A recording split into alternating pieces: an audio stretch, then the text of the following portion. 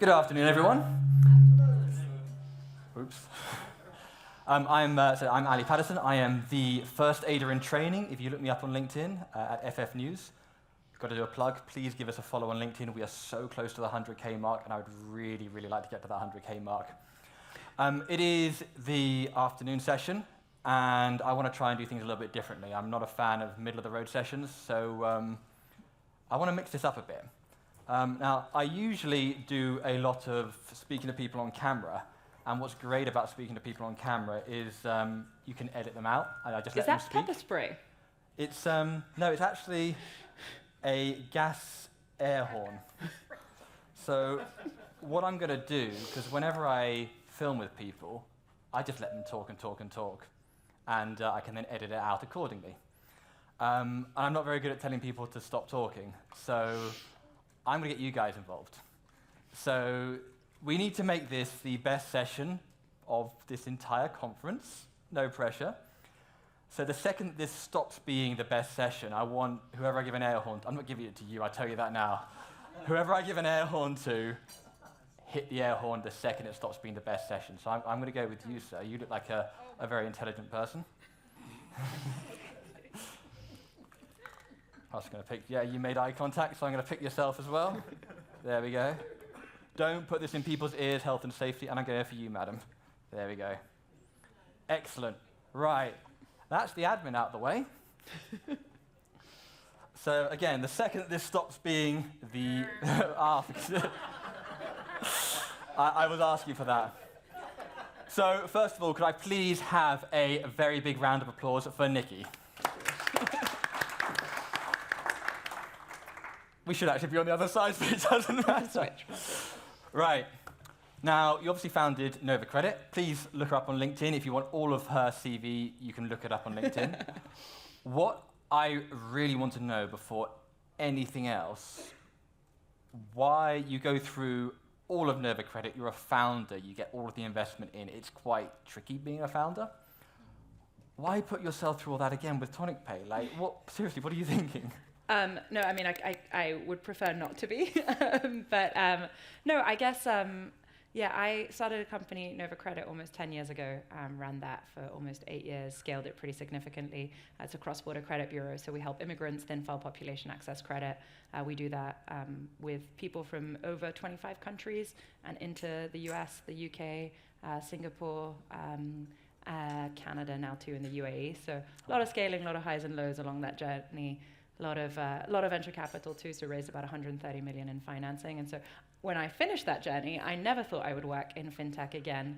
And I was looking to do something completely different, but the best laid plans don't take you where you want to be. And so ended up kind of stumbling into this problem of APP fraud and hearing it over and over again. And in some ways I fell in love with it. I mean, because it's sort of I think it's a problem of our generation, the problem of leading digital lives, of having money and financial access that quite rightly is much more seamless than it used to be, but conversely also having much more challenge around distinguishing what's real, what's not, and trying to solve it. And so, yeah, I kept hearing about APP fraud, and I was like, I'm not going to work in fintech again, I'm not going to work in fintech again. My old customers kept telling me about it, and then at some point, I kind of fell in love with it. Let's break that down a bit. I'm always very keen to do these things. First of all, in 30 seconds, what is APP fraud? What does it stand for? So APP fraud does not stand for Ali Peter Patterson. It, however, does stand for authorized push payment, which is basically a mechanism of payment, whether it's push or pull. In the US, I think it gets called more often scams. In other countries, social engineering. It doesn't really matter. Basically, it's any payment where traditional fraud is I steal your identity and the person making the payment, the sender of the payment, is not who they say they are. A scam, APP fraud, social engineering is where the person making the payment is who they say they are, doing it with the best of intent in the world, but they've been tricked by a fraudster, by a malintended recipient to make that payment. Makes sense. See, this is what I love about these kind of conferences. You can be constantly hearing about APP fraud, but you need to get that information in your noggin. So, Nova Credit, wonderful. Okay, you're learning a lot about the fintech industry, and was there a particular moment where you hear some of your customers talk about APP fraud? Was there a particular moment where you thought, this is it, I need to step in, I need to get involved? What was the moment that made you think, okay, I'm going to take this plunge with Tonic? Tunic Pay, Tunic, sorry. rebranded.com, guys, Sorry. cheap domains, not easy to find. Yeah, I guess, yeah, the genesis was my co-founder Nico and I, we kept hearing about APP fraud. Again, like our old customers were saying things like, and I wonder if this is true for some of the banks in the room, frankly, things like fraud losses are exceeding credit losses, which is insane, or just kind of the volume that we're spending on operational investigations, on trying to stop a payment is enormous. You know, one partner that we work with, the typical scam journey is 7 phone calls on average with a customer, and so just like the amount of expense they're spending there, in addition to kind of the law change now, where in the UK and some other geographies, Europe, Singapore, Australia to some extent, banks are now liable for those losses. So we kept kind of hearing the pain point. I think really I credit, you know, my co-founder is an incredibly creative person, and I credit him with sort of pushing us to think about what we could do. I think the light bulb moment for us was actually we were sitting in my back garden talking about APP fraud, and we kept talking about the problem is a problem of information asymmetry. At the end of the day, if you could have visibility on the other side of the transaction and what's going on, you could solve it, and we know that in the payments world that exists. And we kept talking about what could we do, blah blah blah. Well, obviously if you had more data you'd solve it. Great, that's easy to say, but then I think the thing we kept running into was, in many ways, like the fraud world has been stuck in an outdated model of like, let's just make some bad actor lists. Let's just list whoever's bad. And the problem is that fraudsters move through these bad accounts like burner phones. You kind of need to share data before then, and probabilistic data. And so what I'm describing is actually a credit bureau. It's sharing positive and negative data. It's sharing data in real time. It's constantly refreshing that data. It's sharing that data in privacy-preserving ways without creating like huge risk to consumers, but also like competitive dynamics between banks. And so, you know, we kept saying this, and we'd go around talking to people, and we'd be like, what about understanding the recipient? Our initial product was like recipient intelligence. And they'd be like, yeah, no one's done that before. And so it just felt that we had a role to play based on some of our previous experience. Do you think that with your background, obviously, on the credit side of things, that led you to take this approach to it? Probably. I mean, you know, as ever, like how innovative is any of us, we probably replicate some elements of what we know, but really I think the work, you know, as Tunic Pay, we've been around as a business for a year now, so we're like very, very young. But even, you know, we're kind of doing a retrospective with our team, and even just looking at like how much our product has evolved in those 12 months, you know, kind of the use cases that we've gone on to save. And I think there were points where, if I'm very honest, our product, as ever, you know, had like way too much friction, was way too onerous for anyone to implement, and kind of just getting smarter and smarter and smarter and hearing about how to do it. I would not say our product is perfect now, but like we have better and better approaches. And so I think I've been reminded how much of fintech innovation is about. You know, it's not just about having a great idea at one point in time. It's about being on this iterative journey and working really closely with industry, with your customers, with your partners, to find what they really need. Because like no one solves this alone in their ivory tower. Right, I'm very glad you said that, because that's what the point I want to move on to. Dharmesh, you'll know this quote. Ben Robinson, who's now at Aperture, would always talk about how banks used to be castles. They used to hide behind great big high walls, and now those walls are tumbling down. He would always show, weirdly, a clip from Star Wars about this. And we are now in an ecosystem, we're now in a forest where people have to work collaboratively together. Looking at the way that APP fraud has been handled so far compared to the credit risk side, do you think that perhaps they were maybe, you know, still, we can do this on our own behind a tower, and now they're actually starting to kind of work collaboratively, or are they still everyone's shutting themselves off and trying to solve it on their own? I think what's beautiful about the fraud world is that there is massive incentive to collaborate. Like in the credit world, if I have a better underwriting model than you, I'm going to take your business and win. If I have a better fraud model than you, I'm not going to take your business. I'm just going to help both of us like not have crime, and there's a lot of incentive to share it.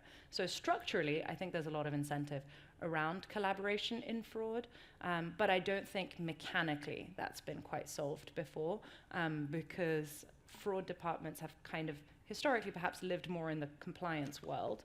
And again, that's not a bad thing, but it means you can get stuck in kind of this checklist, binary paradigm, evidencing kind of dynamic, as opposed to pure business logic, probabilistic reasons, economic decisions behind it.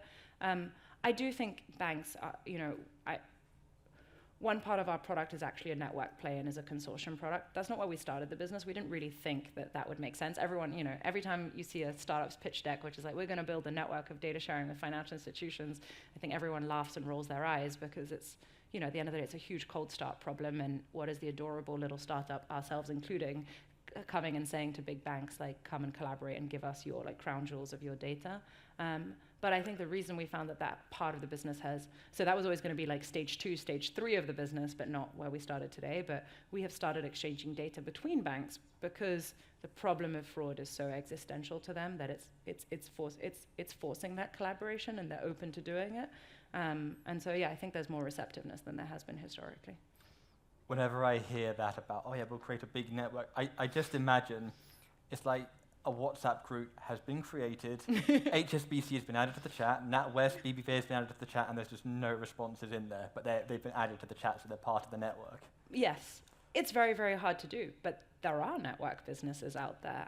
One of my favorite required reading or listening, if you join Tunic Pay, is the Acquired podcast, a cool 4 hours on the history of Visa. And the history of Visa is this random bank manager in the middle of nowhere managed to get all the banks of the world to collaborate, not just in the US, but cross-border, around creating what is now remains, frankly, the most powerful business in financial services. It starts somewhere, but it's very hard to do, and you have to get lucky and all these other dynamics to it, which is why it's not our only product. Excellent. I like that diversification. How are we doing? No horn so far, so we're clearly the best out there so far. I want to get personal now. Okay. So I get the business.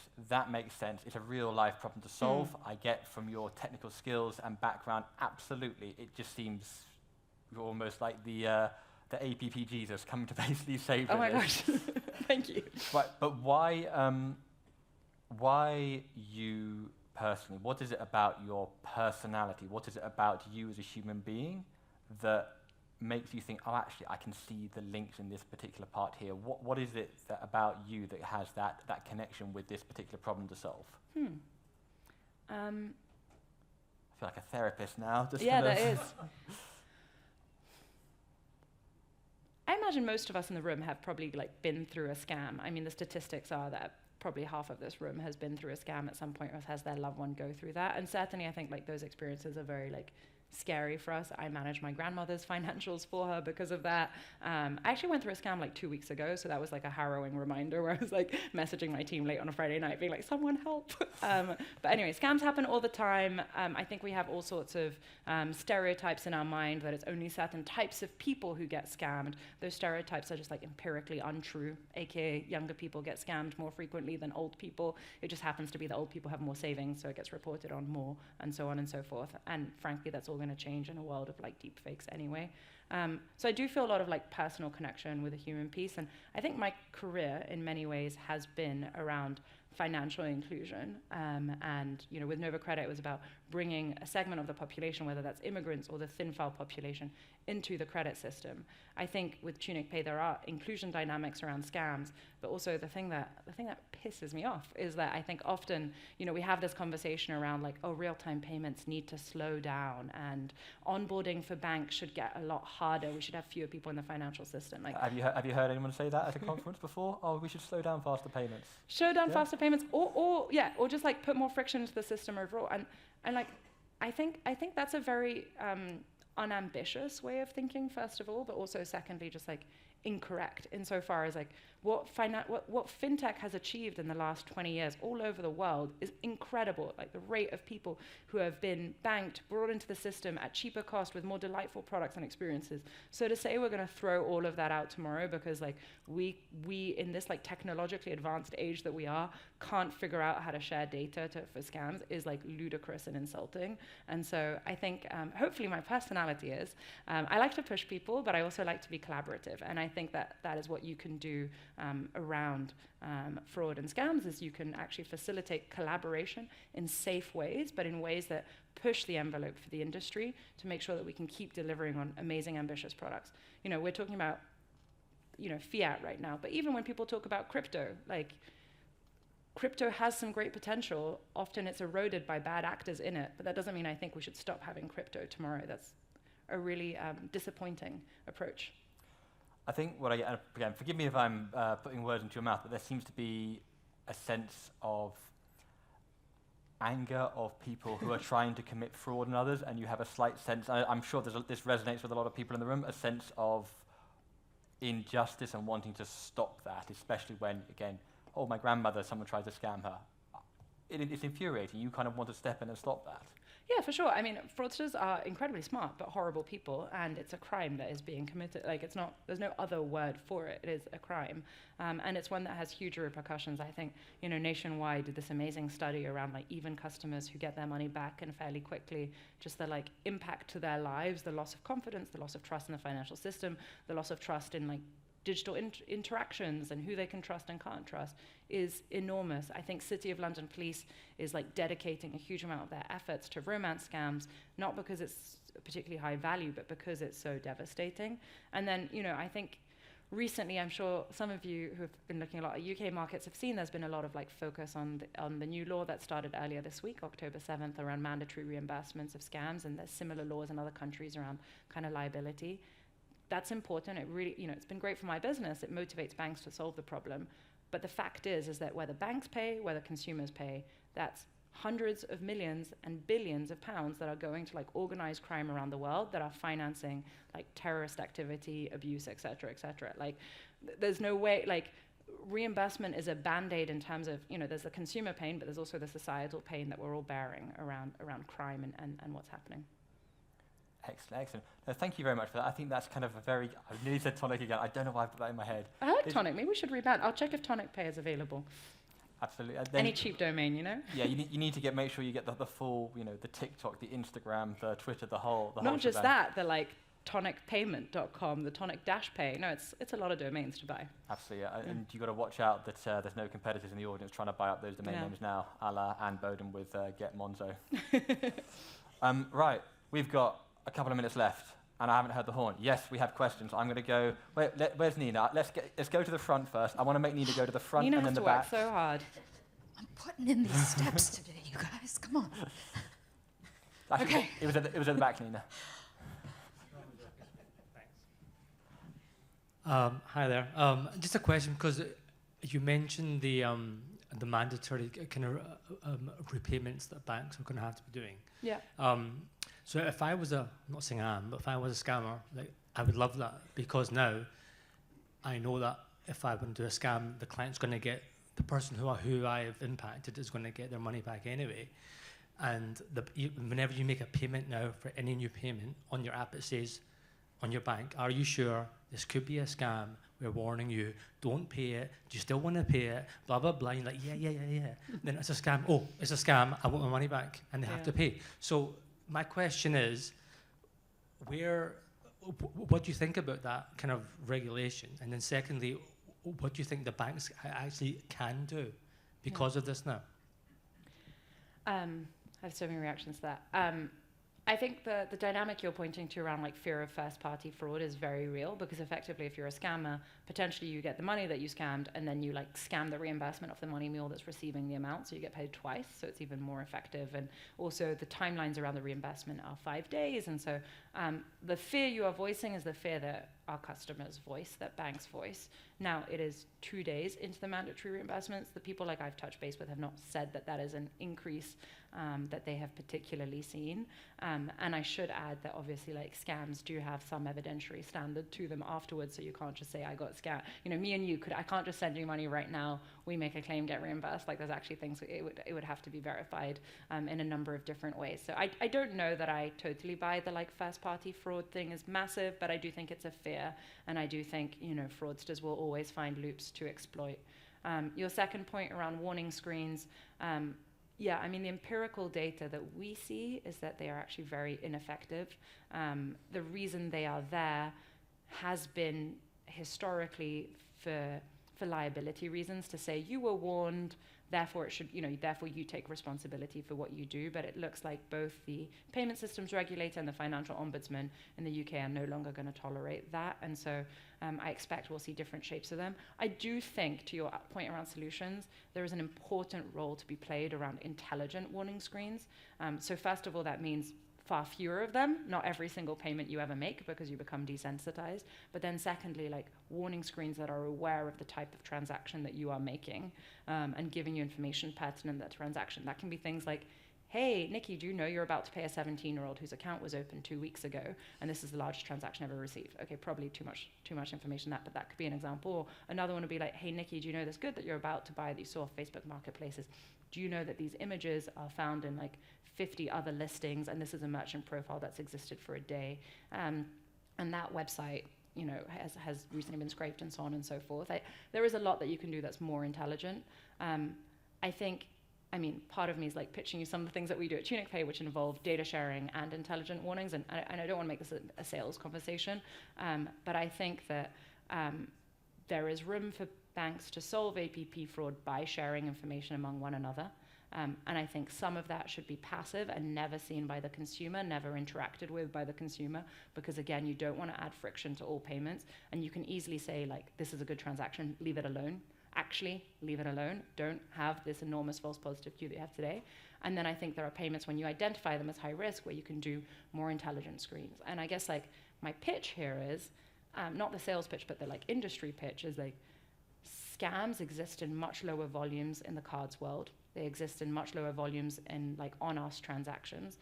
Like there are, when you do have mechanisms for data to be exchanged and for intelligent step-ups, that problem goes away. And so I have sympathy with the approach of the regulator, which I think is probably unofficially, between the carrot and the stick, it's the stick. It's, we wanted you to innovate here, so now we're going to make you pay for it so that you innovate. And whether that's fair or not and who has responsibility or not, it's a way to drive innovation in this space. And I think that's what they're achieving because we're seeing a lot of innovation in the space.